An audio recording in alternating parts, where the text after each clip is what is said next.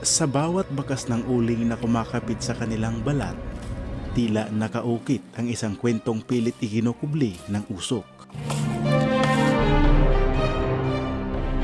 Dito, ang mga kamay na dapat sanay humahawak ng lapis at papel ay nasanay na sa bawat bigat ng sako at talim ng mga bato. Kasiyahan at halakhak, hindi laro ang hatid ng ilog, kundi isang mahabang paglalakbay na bahagi na rin sa kanilang buhay.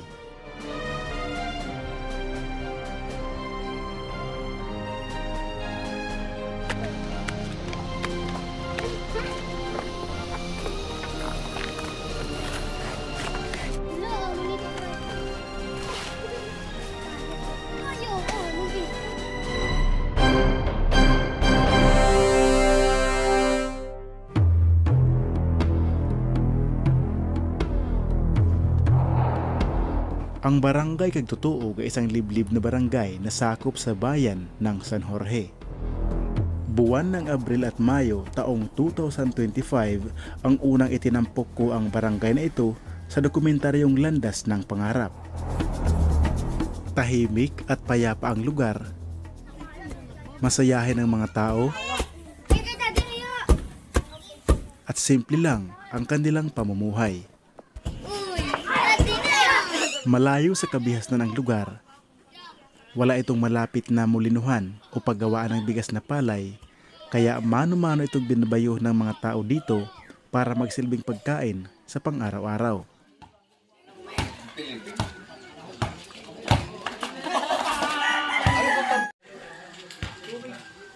Pagsasaka ng mga palay, gulay, at pagkukupra ang ikinabubuhay ng mga tao dito.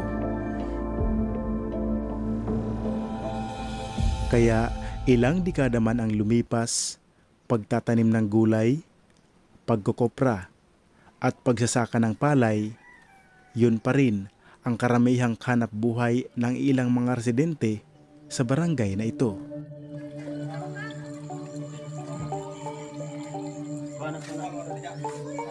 Walang malinis na tubig inumin o malapit na water refilling o mineral station ang lugar na ito.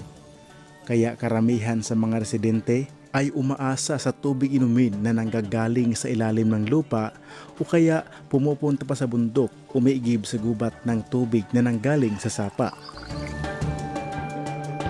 Walang nagbebenta ng bigas sa barangay na ito. Kung kinakailangan mong bumili ng bigas, maglalakbay ka ng kalahating araw para makarating sa bayan. Mula sa baryo, may mabigat man na pangarga o wala, kailangan pag maglakad ng halos 1 oras para makarating sa tabi o pantalan kung saan dito dumadaong ang mga bangka na kanilang ginagawang sakayan patungo sa bayan ng San Jorge. Hindi ito basta-basta pier o isang pantalan lamang, dahil ang lugar na ito ay isang daanan at pantalan ng buhay. Lugar na nagiging daan para magsagip ng buhay, ngunit isang daanan na nagnanakaw ng buhay kung saan may isang buhay na sa lawa ay naglaho. Dulhog ang tawag sa mga taong pupunta sa bayan na siyang magbebenta ng kanilang mga produkto o paninda. At sa umagang ito ay sasama ako sa kanila. Hindi para magbenta ng paninda, kundi para bumili ng bigas at ulam. Kung sa ibang lugar ay sumasakay ng mga sakayang may gulong at sakayang lumilipad, at sa mga isla ay sumasakay ng malalaking bangka at hinaharap ang malalakas na alon, sa lugar na ito, iba ang iyong mararanasan. Kahit bangka, iba pa rin kumpara sa mga isla na aking napuntahan. Puno na ang bangka ng pangargang nakasako na kopra, uling at iba pa. At halos kaming mga pasahero ay wala nang maupuan. Dahil nakaharap pa ang bangka sa itaas, kailangan pa naming umatras para magtungo paibaba.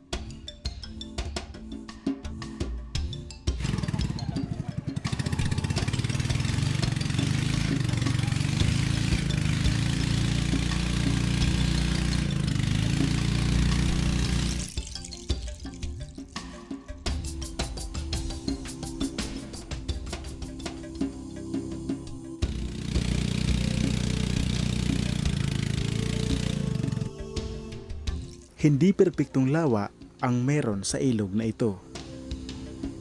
Kung may parting malalalim, mararating din ang mabababaw na parte o agos kung tawagin sa kanila.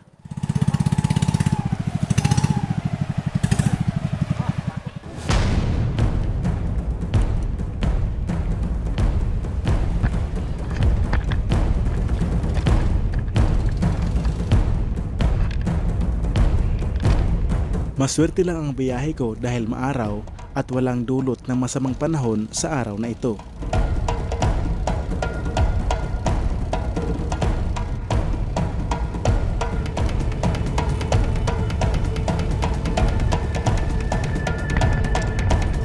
Kapag nasa mababaw na parte ng ilog na ang bangka, hinihinaan ang paandar ng makina para hindi masira ang pala. At kung sumasadsad na ito, kailangan ng alalayan ang bangka dahil mababaw na ang tubig.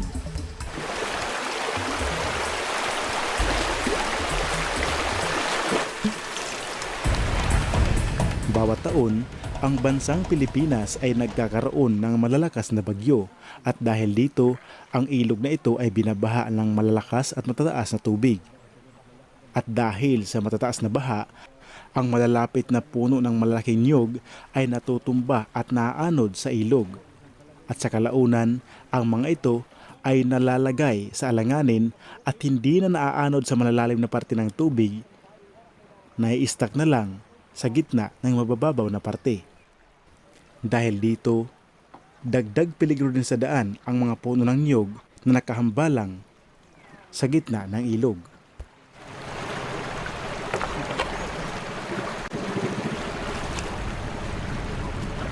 Sanglad ang karaniwang tawag ng mga Bisaya o mga waray sa bangka na nasasadsad sa bato. Ito ay nangyayari sa agos kung saan naroon ang malakas na puwersa ng tubig pababa at mababaw naman naaabot na ang bato.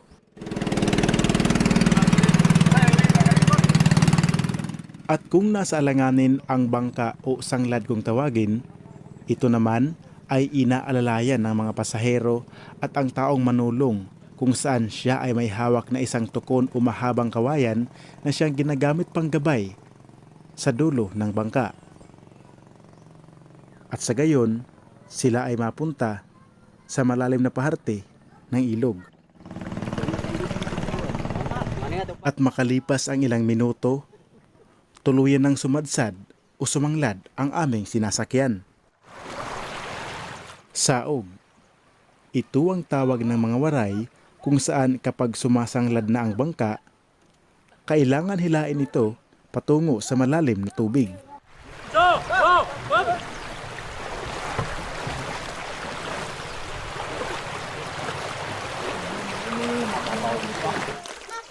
Makalipas ang mahigit 2 oras, nakarating na kami sa Barangay Blanca, Aurora.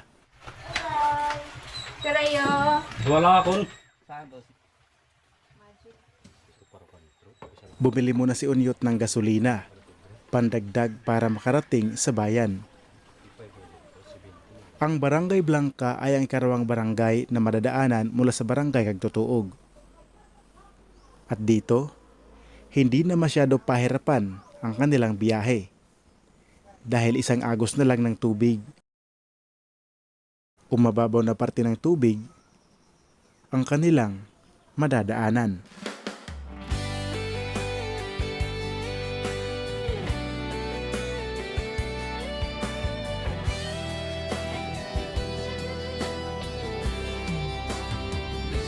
Bukas ang kamera, nasa harap ng bukid. Ang sikmura ng TV ay tumitingin sa mga kamay na mapuputi. Mga magsasaka na bago sumikat ang araw ay gumigising upang taniman ng palay ang lupa na tuyo na naman. Ang ulan ay matagal nang hindi dumating. Ang ani ay maliit, ang kita'y kulang sa gastos. Ang anak na kailangang panggastos sa paaralan. Ang asawa na nangangailangan ng gamot sa ulo. Parang boses ng host ng beat. Ano ninyo, iniaayos ang araw-araw. Sagot niya'y iyong ngiti, ngunit may luha sa mata. Tiis lang anak, ganito ang buhay dito sa bukid. Tahanan ng probinsya, Province Life TV. Pagkarating sa bayan, napag-alaman ko na dahil sa epekto sa pagtaas ng presyo ng langis, pati na rin ang mga presyo ng bilihing isda ay tumaas na rin. March 17, 2026, bumili ako ng langis at ito ay nagkakahalaga pa lang ng 75 pesos ang bawat litro. Pagsapit ng linggo, March 21, umakyat na ito sa 76 o halos 77 na ang bawat litro. Alas 12 ng tanghali ay inimpaki ko na ang aking mga nabili sa bayan.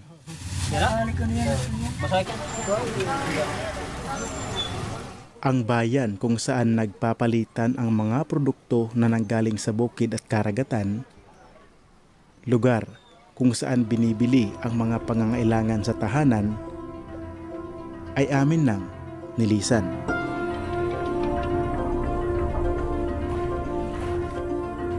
Mula alauna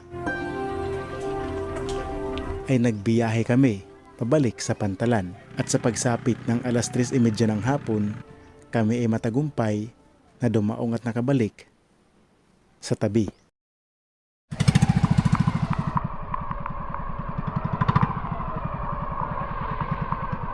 At sa aming pagbabalik ay matyagang naghihintay ang mga musmos o mga batang hornal. Hindi katulad kaninang umaga kung saan mga uling, kopra ang kanilang mga pangarga.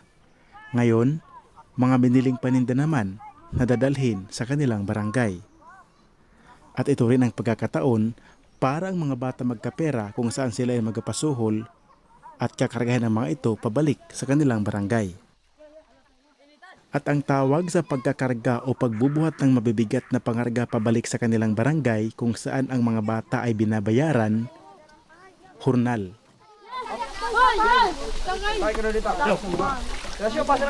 At kasabay sa aming pagdating, dumating din ang mga mangingisda sa ilog. Dala ang kanilang mga nahuli o mga nalambat na karpa. Kalami ba no? Tuman. Wala mo kagabi abot ng tutik. Akan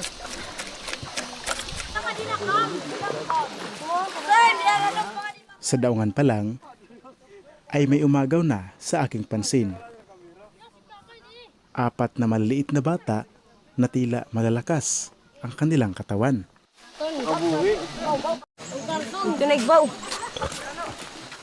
At nung malapit nang maubos ang karga sa bangka, ito rin ang panahon kung saan ibabalik naman ni Unyot ang kanyang makina sa taas at itatago sa masukal na lugar.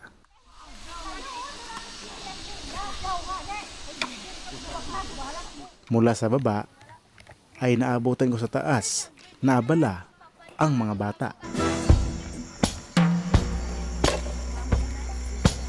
Ito si Jackie, isa sa mga batang hornal na nagbubuhat ng mga pangarga pabalik sa kanilang barangay.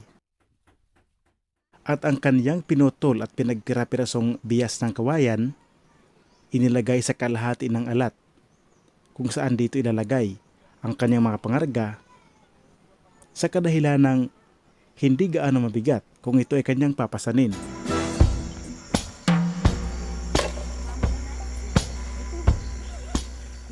At makalipas ang mahigit 10 minuto, handa na ang mga bata, handa nang pasanin ang mabibigat na pangarga pabalik sa baryo. Sa barangay na ito ang ikalawang barangay ko mula sa barangay Biri na sakop na Mutyong Samar. Dito ako lumaki.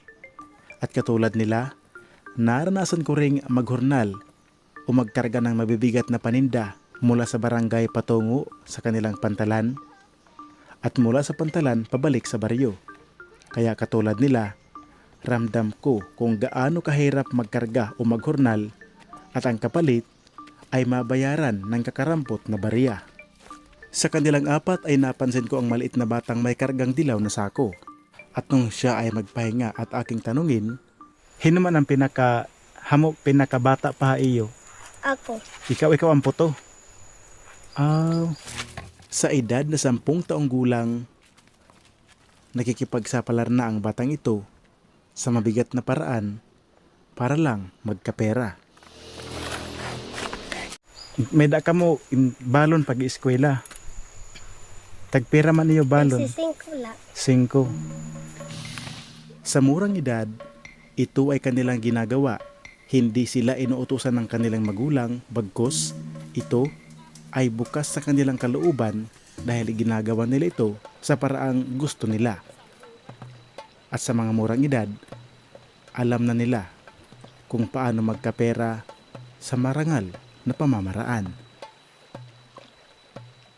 Nung tinanong ko kung saan nila ginagamit ang bayad ng kanilang kinakarga, Mga tinapay. ano iba pan balon eskwela.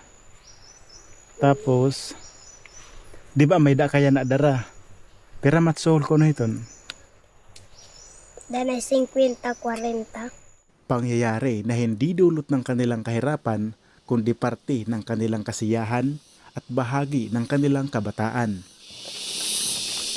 Bawat dekada, iba't ibang henerasyon ang mga nakakaranas nito at ang mga nauna ay nasa malalayong lugar na at iba na ang kanilang pinagkakaabalahan sa kanilang buhay.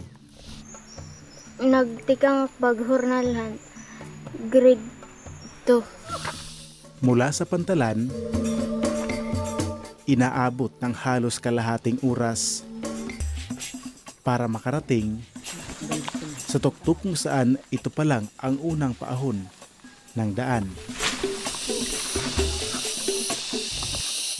Makori didi haamon an pangabuhi kay kuan ngani mauran ngani waray diri nakakakaingin tas kami di kami nakakahurnal kay bayan kami makabuong kay ipapabayad kami. Ito naman si Chinchin, ang batang halos hindi ko na makilala, ang maliit na bata nung nilisan namin ang barangay at ngayon ay malaki na. Sagka ang tawag sa waray kung saan ang iyong paglalakbay o paglalakad ay mag-uumpisa sa mababang parte ng bundok patungo sa tuktok.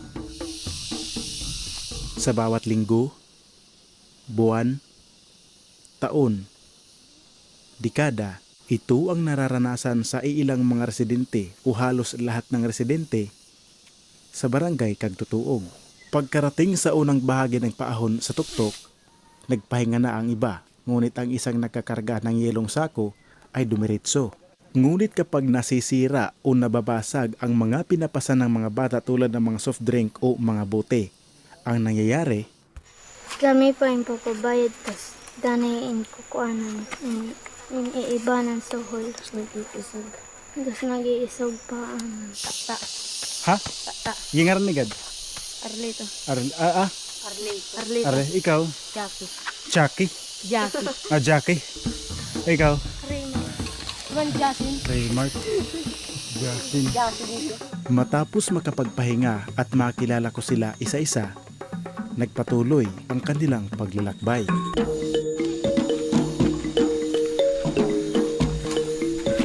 Hindi pa nagdadalawang minuto mula nung sila ay umalis, muli namang ibinaba ni Raymart, Jackie at Jasen ang kanilang mga pangarga.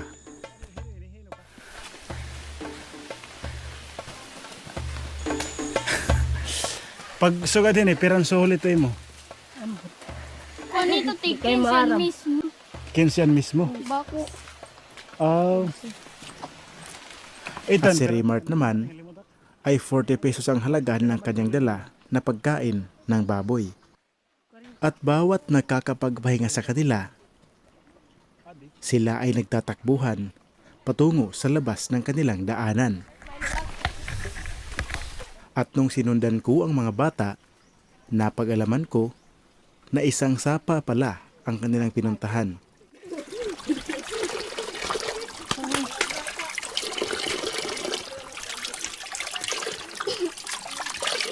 Kung sa mga syudad, kailangan mo pang maglabas ng barya kapalit ay ang makainom ng tubig inumin, sa lugar na ito, tanging kamay lang ang iyong kailangan para magamot ang uhaw mula sa tubig na hatid ng kabundukan. Pagbalik ko sa kanila, sila naman ay aking tinanong. Tanging tawa lang at pabirong sagot ang kanilang tugon. Hindi ba kayo nakakaramdam ng pagod sa pagbubuhat ng mabibigat? Hindi? Binubot lang. Basta mabugat. Sa puntong ito, nakita kong parang nilalaro lang nila ang kanilang ginagawa. Dito napagtanto ko na mas matimbang sa kanila ang kanilang ginagawang parang laro lang kumpara sa kanilang gagawing laro ng walang kabuluhan. Mas pinipili ng mga batang ito ang magkarga ng mabibigat kumpara sa paglalaro sa lansangan na sa bandang huli may biyayang iuuwi sa kanilang tahanan. Maya-maya pa, nagpatuloy ang batang may kargang dilaw na sako na tila maliksi ang kanyang pangangatawan. Araw ng linggo, walang pasok ang mga bata. Kaya imbis na maglaro sa lansangan, mas pinili nila ang magpasuhol o maghurnal para magkapera. At kung sila itatanungin kung bakit ayaw nila ang paglalaro, Waray kwarta. diretsuhang punto ng sagot lang ang kanilang isinagot sa akin.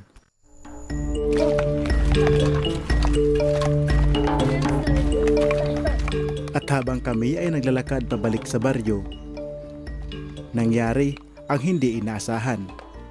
At dito, lubos akong napamangha at nagulat sa aking nalaman.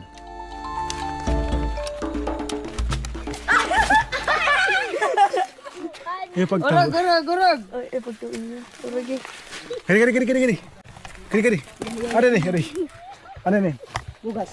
Dir. Ano nam? Masakit ang tail. Na. Samad. Kasi tatiin. Waray. Sige, diretso.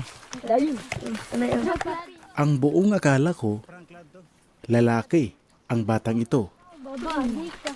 Ang babayan to? Babae ito. Hala, kung tag-ulan madulas ang daan, minsan sila ay natutumba at nababasag ang mga boteng kanilang mga pangarga at sila ay napapagalitan. Ayon kay Raymart, nababasag ang kanilang mga pangarga tulad ng mga soft drink o mga bote kapag madulas kung ito ay natutumba, lalong-lalo na sa mga bato. Madulas man o hindi ang bayad sa kanila, pareho pa rin at walang pinagkaiba. Hindi ko sila tinanong, ngunit kusang pinag-usapan ng mga bata ang kanilang kapwa kargador o hurnal na babae. At dito ay nalaman kong maliit pa lang daw ang batang hurnal na ito, gumagapang pa lang iniwan na ng kanilang nanay. Pero ngayon, silang magkakapatid ay nananatiling nasa puder ng kanilang ama. Mabibigat man ang kanilang mga pinapasan, naririnig ko pa rin ang kanilang mga halakhak at katuwaan. Sa ikatlong pagkakataon, muli na naman silang nagpahinga. Nung buhatin ko ang pinapasan ng batang ito, ang bigat ng kanyang dinadala ay umaabot ng mahigit 20 kilos. Kung susumahin, ito ay normal lamang sa bawat henerasyon na dumadaan sa lugar na ito. Kung sa ngayon, ito ang kanilang tinatamasa, ang mga naunang henerasyon may trabaho sa malalayong lugar, ito rin ang kanilang pinagmulan. Ako po si Carlin B. Badjula, grade 3. 10 ang edad. Na eskwela kag tuog. Grade 3. An imo gin suhol ha imo paghurnal, diin mo man gin gagamit. Kay papalit karaon nun. Ano yung pinakamasarap na pagkain na natikman mo na? Baboy, manok, Yung pinakamasarap na luto? inadobo, Adobo. Adobo nga. manok. Matapos makapagpahinga, nagpatuloy ang kanilang paglalakad. At makalipas ang mahigit 1 oras na paglalakbay mula sa tabi, sila ay matagumpay nang nakabalik sa kanilang baryo.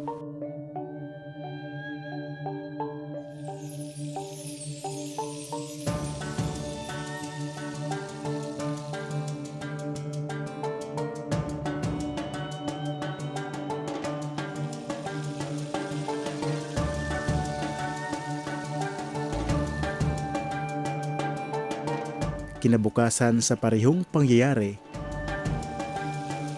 may mga uling at kopra din ang mga tao na ibibenta sa mga buyer.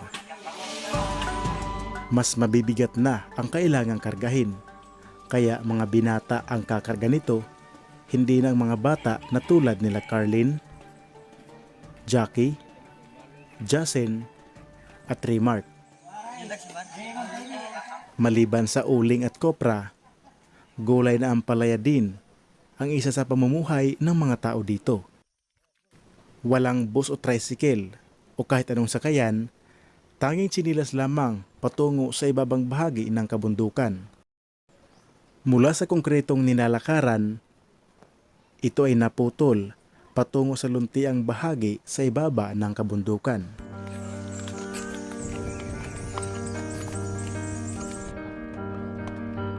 Mula sa himpapawid, isang malaparaisong kulay ang matatanaw sa kulay berdeng puno ng kakahuyan.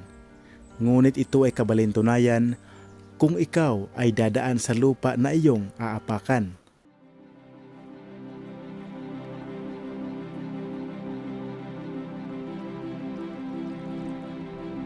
Sa ilalim ng kulay berdeng kakahuyan, narito ang landas na punong-puno ng pag-asa. Landas na dugo at pawis ang puhunan, lakas ang ibinubuhos, at may kailangang pawis na umagos. Nang sa gayon, ang lahat ng ito ay iyong malagpasan.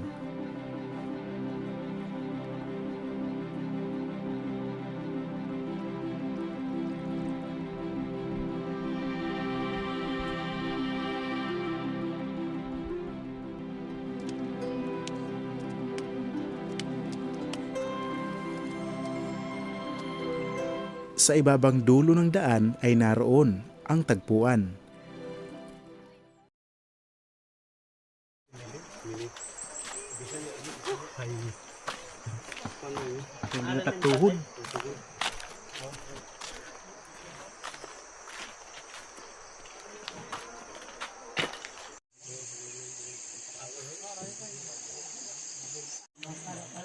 Tahimik at rinig pa ang iba't ibang huni ng umaga.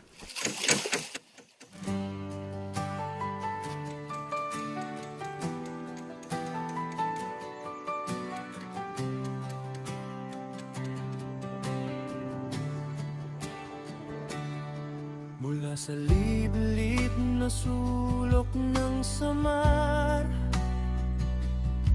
Isang anak ng bayan ang sumibol, naglakbay.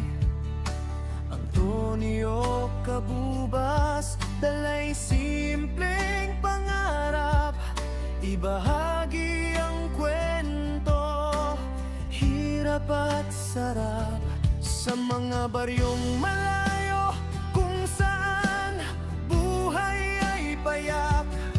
Makikita ang ngiti kahit hirap ang tinatahak. Bawat pamilyang nagsisikap, iaahon sa hirap. Yan ang tunay na yaman na kanyang hinahanap. Hindi lang tanawin kundi puso ng tao, ipararating sa inyo saan man sa mundo. Dito sa Province Life TV, ating masisilayan ang ganda ng Samar, hiyas ng silangan. Sa lente ni Antonio, buhay ay makulay, kalikasan at tao, sabay na naglalakbay. Ipakita sa mundo ang tunay na kwento ng buhay probinsya sa isip at puso.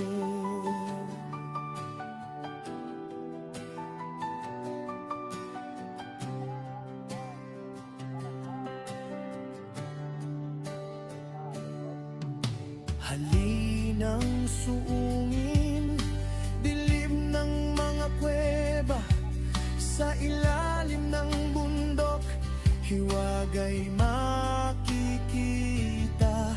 Akyatin ng talon, tubig na kay linaw, paraiso sa gubat, sa init ay pampuka.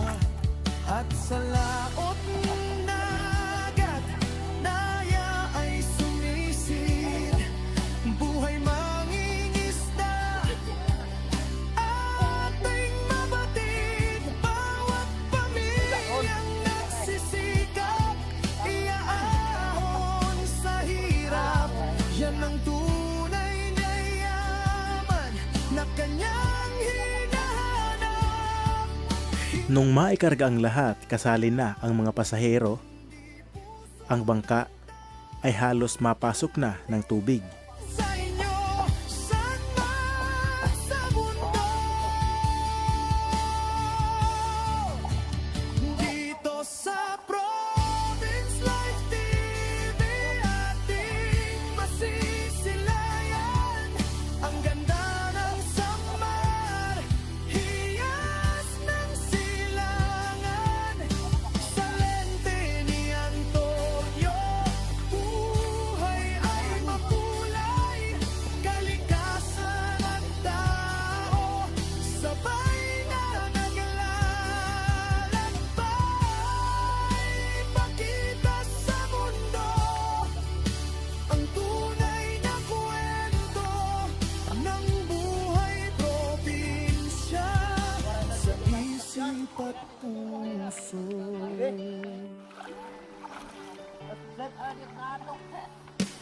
Mula sa simpleng kamera hanggang sa milyong mata, ang Samar ay magniningning, di na Alas 7 ng umaga, umalis ng bangka sa Pantalan at nagbiyahe ito patungo sa bayan ng San Jorge. ng isang Antonio para sa bayan.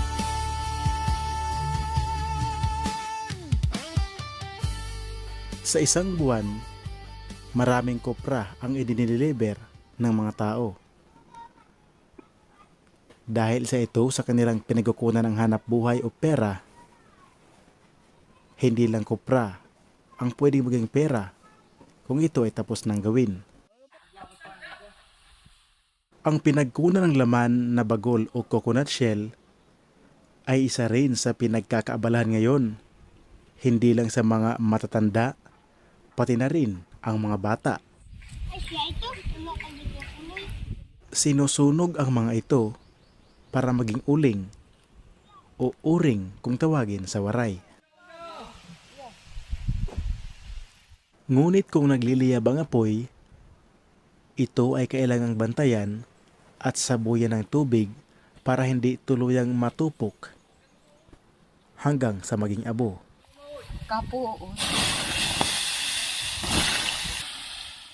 At dito ay natagpuan ko rin na nag-uuling ang batang si Carlin kasama ang kanyang kapatid.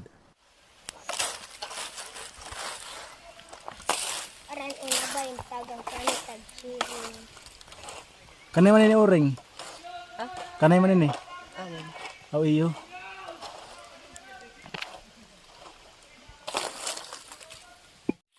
At ang hindi mga nasunog o hilaw ay kanilang ihiniwalay ang mga ito. Susunugin pa para mas maidagdag sa mga naluto.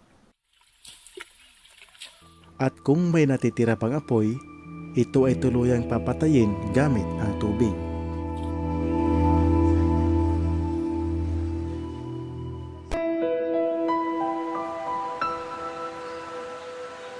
Sa araw na ito, mamayang hapon ng alas 3, babalik o dadating ang bangka galing sa bayan.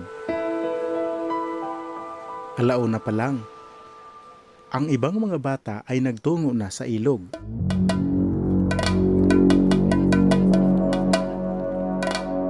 At dito, nabalitaan ko na ang uling na ginawa nila Carlin ilang oras lang ang nakalipas ay dinala na patungo sa ilog. Mas mabilis ang paglalakad patungo sa ibaba kumpara sa pabalik sa baryo. Pagkarating ko sa ilog, dito, naabutan ko ang mga bata na naglalaro ng buhangin. Nang mapulot ang buhangin, hinihiwalay ang tubig dito. Pagkatapos, nilalagyan ng tuyong buhangin, binibilog hanggang maghugis bula.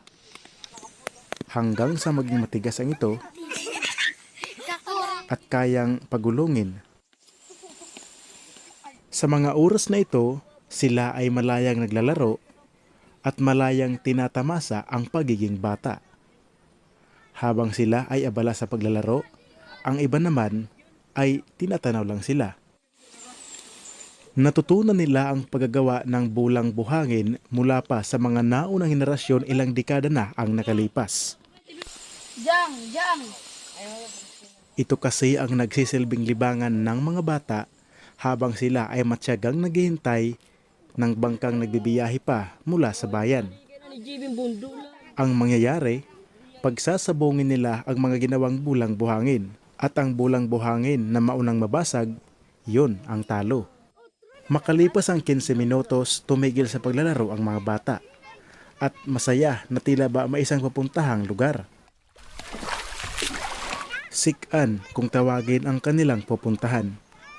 Isang lugar kung saan doon sila ay tumatalon at lumalangoy kasabay sa agos ng tubig.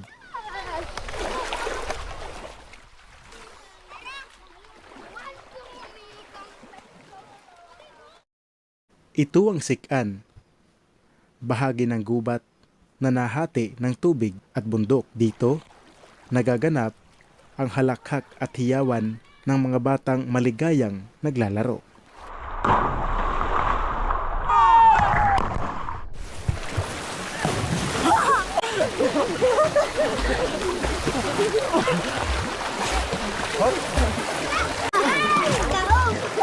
Usa ka semana na kapira ka nga di salog. Ha? Usa ka semana na kapira ka mga di salog. Pero haros ang lawadlaw. Ano ba? Pag Sabado namin kasigurado. Sa kabila ng pagiging matandang musmos at sa kabila ng pagbubuhat ng mabibigat na pinapasan, sila ay malayang maging bata sa lugar na ito. Ngunit panandalian lamang ang ganitong klaseng saya. Dahil ilang minuto na lang ay dadating na ang pinakahihintay nilang bangka.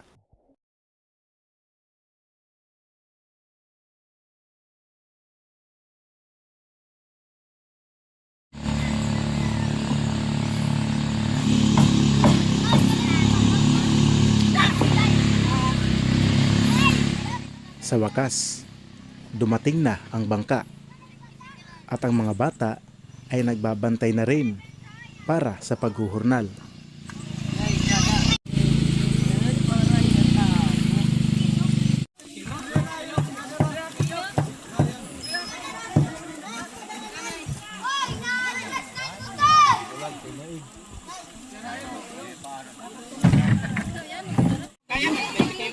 Kung ang iba ay abala pa para makahanap ng kakargahin o mapapagkakitaan, si Carlin ay may nakuha na.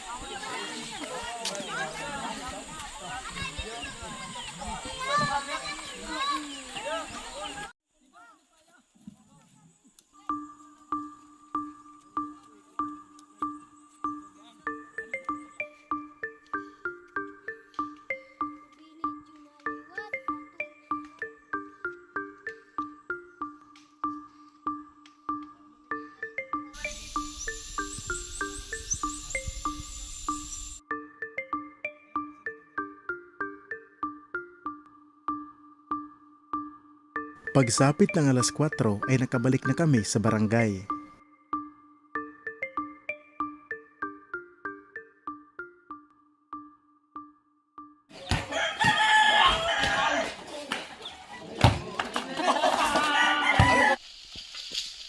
Nakilala ko naman si Cedric na nagsasaka ng ampalaya.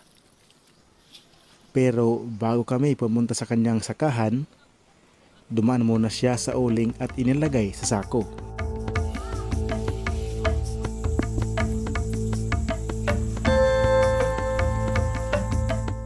Pagsapit ng alas 5 ng hapon, narating na namin ang kanyang sakahan. Ngunit, diniligan muna nito ang mga puno ng ampalaya. Ilang hakbang lang pababa mula sa kanyang ampalaya, naroon ang saruyong o pinagkukunan ng tubig. Saruyong ang tawag kung saan gumagamit sila ng pinagbiyak na bambu o kawayan kung saan dito dumadaan ang tubig mula sa lupa. Ito ang ikatlong pag-harvest ni Cedric sa kanyang pananim na ampalaya. At bawat bunga na may nakatali na cellophane, ito ay gagawing gahi. Ang salitang gahi ay nagmula sa waray na ang ibig sabihin ay ang buto gagawing binhi para sa susunod na pagtatanim.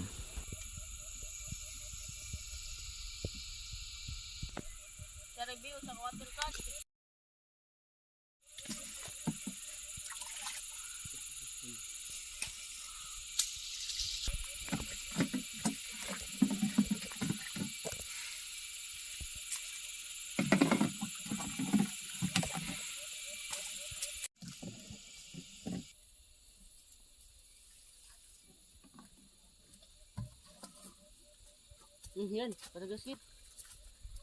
Yan nasapa.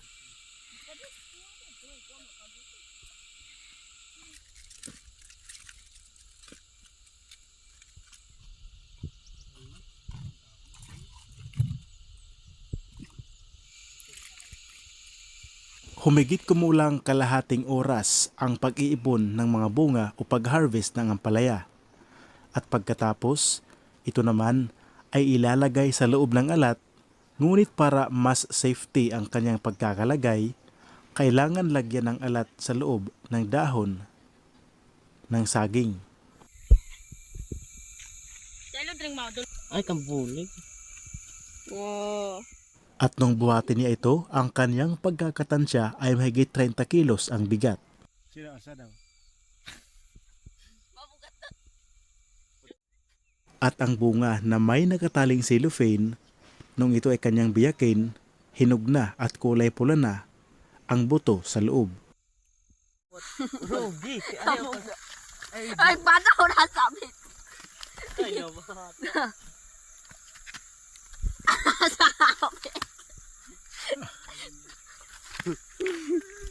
Makawa din sindot. Bata mo po yung latayan. Madad makamang ko na sa Makawa din bilis. Kasi yung balik pa. Ubus ito sa alog na.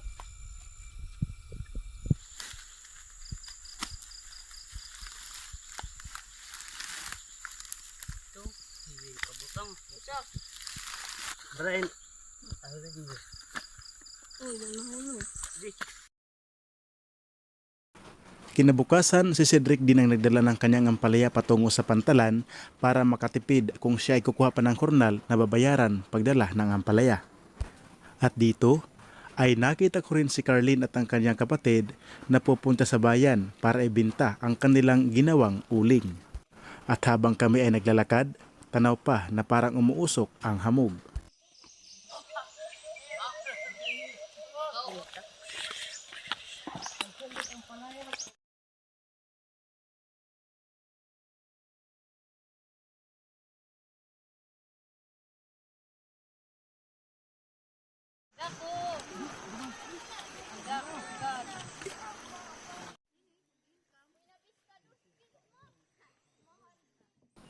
May tag-isang sakong uling si Carlin at ang kanyang kapatid, pati rin si Remark at ang kanyang kaibigan.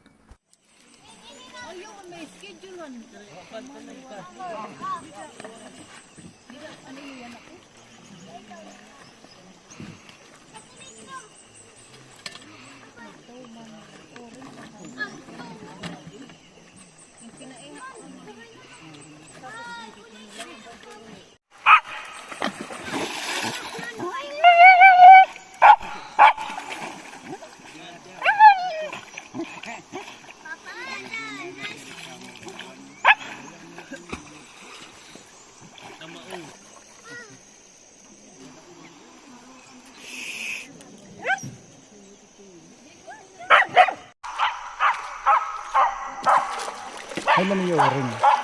Ano yung oring? Ha, ito busag. Hindi ka mabalig ya.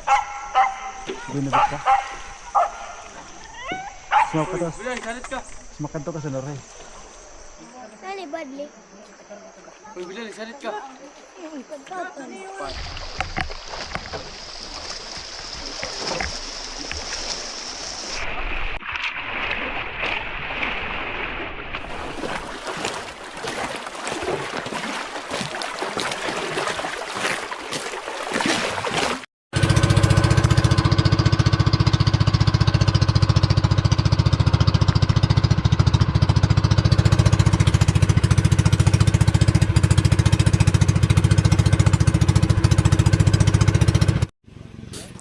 Pagkarating sa barangay Buena Vista, dito ibinebenta ang mga uling na nanggaling pa sa iba't ibang barangay. At dito rin ay ibebenta ang mga uling na nanggaling din sa barangay Kagtutuog. Kabilang na ang uling nila Remark at ang pinagpagurang uling nila Carlin. Kaya ba ka, sir? Babalik. Ini busag. Isang araw lang ang nakalipas, nabalitaan ko na ang bawat kilo ng uling ay nagkakahalaga ng 32 o 32 bawat kilo.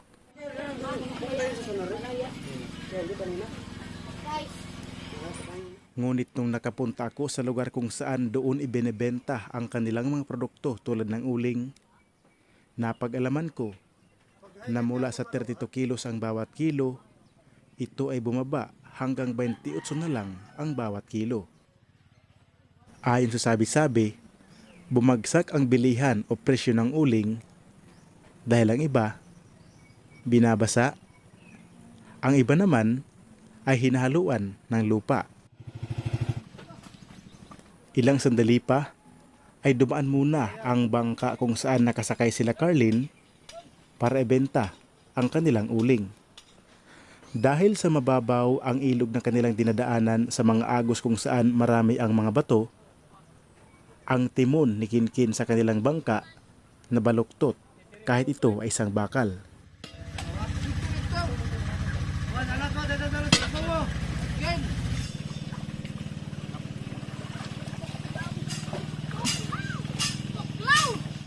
Ibinaba na ni Remart kasama ang kanyang kaibigan ang kanilang uling.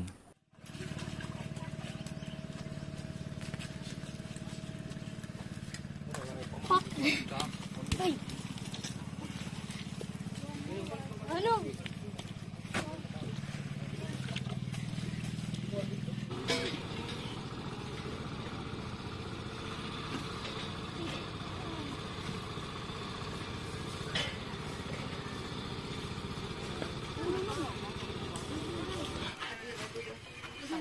Sala ka sa akin yun ay. Adto? At dito, araw-araw, sako-sakong ibinibenta ng mga tao na nanggaling pa sa malalayong barangay sa upland ng mga lugar na sakop ng Sanorhe at kasali na ang barangay Kagtutuog. At ang batang si Carlin, matyagang naghihintay kung kailan titimbangin ang kanyang paninda. Dire, iba. Kabata nito duha. Iba na ito, iba. Ako na to. 49, ngayon 53, ngayon 20 pira to. Iba tagi ini. Nga dua. Hindi man usay ni. Hoy, no tagi ako na to. Amo na di. Ayo mababayad na kita kanaro. Di rin natin.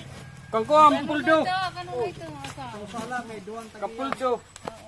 At ang huling sakong tinimbang ay pagmamayari nila Carlin. At ito ay umabot ng 24 kilos.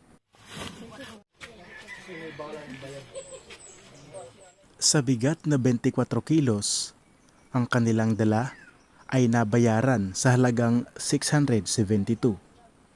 Ngunit dahil bawat basang panindang uling ay binabawasan ng 5% bawat sako, dito ang seller at buyer minsan ay nagpapalitan ng salita, bagay na gustong kumita at bagay na hindi pwedeng malugi. Wala ito diri na may iba no sa kilo sa sako. Kasi ano ito tigda. Diri man dito ba kada timbang? Wala. Aisol man ni guti. Isang tig-uro sa Diri ito yan. Bosi ko diya mong guti. Naisol mak naisol. Bawal sa niyo kwan. Ayon sa buyer, ang mga sako-sakong binibintang uling, marami man o hindi, basta basa, binabawasan ito ng 5% kumpara sa malinis at hindi basa utoy yung uling, hindi nila binabawasan. Dahil sa bandang huli, mabasa man o hindi, ito ay pag-iisahin sa malaking sako at ibebenta rin sa ikalawang buyer. Sa ngayon ito? Baka daw ano. Aden iyo no ititigdaw ko na lang to guting nga duha ha. Ayaw, gabi ka iba'y tira. Ang ibinentang uling ni Remart at Carlin ay 1 kilo lang ang pinagkaiba. Daw, sige. Tagin na resibo. Oo nga ni, di ba? Pasahikin. 600. Basta usa lang ang kilo ni rakuan. 644. Ano sa plus? 672. 13 sa lagyapo. Tunuray man diyak. Ang 644 ay para kay Remart at ang 672 naman ay para din kay Carlin. Ata ko man yung faktura iyo. Ganyan na lang ito. Oh, karawat na, karawat. Kukul. Ang dala kay. Jan, kuha na di dyan. Binta mo. Meron listahan. Maray ka lang ito ba? Bale, pera niya. Oy, may 200 dak dito ha. Pera man niya. 1-3. 1,300. Kanan ito. Taltagal daw. Taltag.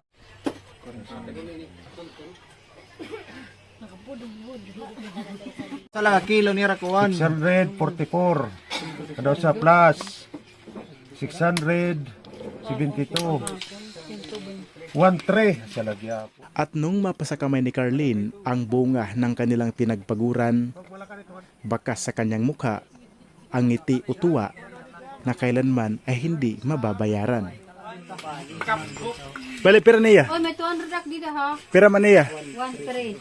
1,300. Sa mismong bayan kung saan nauna ang bangka nila si Drake at ibebenta ang kanyang ampalaya, naabutan ko na lang na tapos ng timbangin ang kanyang paninda. Kahapon lang, alam namin ni si Drake na ang kilo ng ampalaya ay nagkakahalaga ng 75 pesos.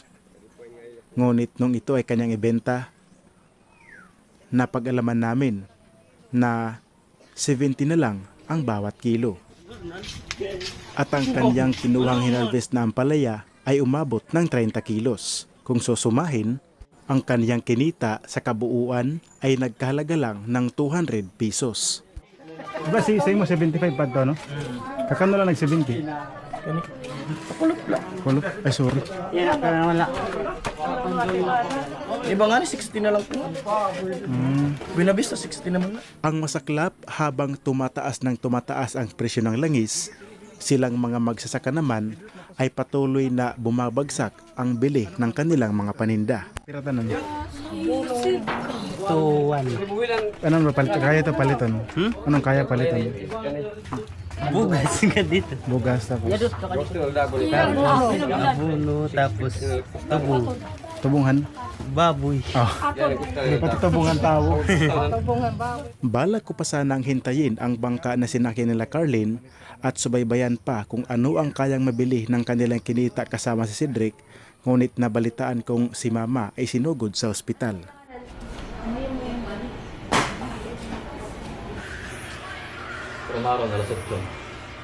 Para na se, Dok.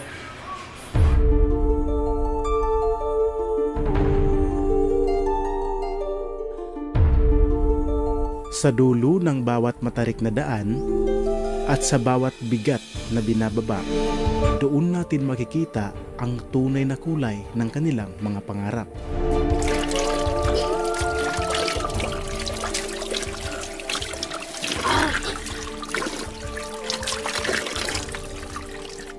Ang uling na ito ay hindi dumi na dapat ikahiya.